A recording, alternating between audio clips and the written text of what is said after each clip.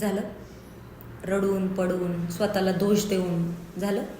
रात्र रात्र जागून डोळे सुजून घेऊन त्या वर बसलेल्याला पण 1000 प्रश्न विचारून झालं तुझं? मीच का? माझ्यासोबत का? काय पाप केलं मी? असं का? तसं का?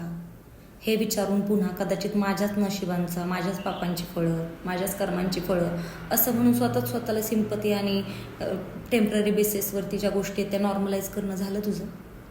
तुला काय वाटतं हे सगळं फक्त तुझ्यासोबत होतं आहे? सगळ्यांच्या आयुष्याचे घोडे लागलेत. मग काय सगळ्यांनी असं तुझ्यासारखं रडत पडत गोंधळ घालत बसायचं, नशिबाला दोष देत बसायचं?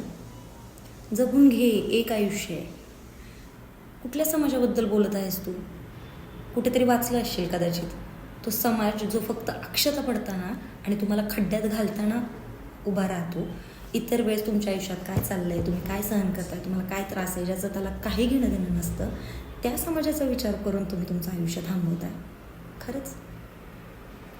आणि मग परत ते असं वाचायचं, एकदा हा निर्णय चुकला की मग नरक, एकदा हा निर्णय चुकला की पुन्हा मागे जाता येत नाही. नको जाऊ मागे, कशाला तुला मागे जायचे? पण तू तिथेच त्याच खड्ड्यात जर स्वतःला माहिती आहे खड्ड्यात खाली चालले तरी पण जर गाडून घेत असशील तर बाकी कुणाची नाही, तुझी चुकी आहे.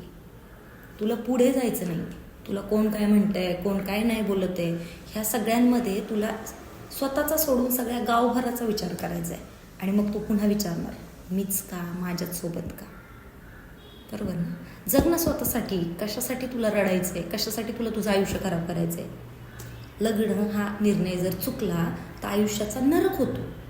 कुणी सांगितलं? लग्न म्हणजेच जर आयुष्य हे तुम्ही ठरवलं तर आयुष्याचा नरक होतो. लग्न म्हणजे आयुष्य नक्कीच नाही आहे.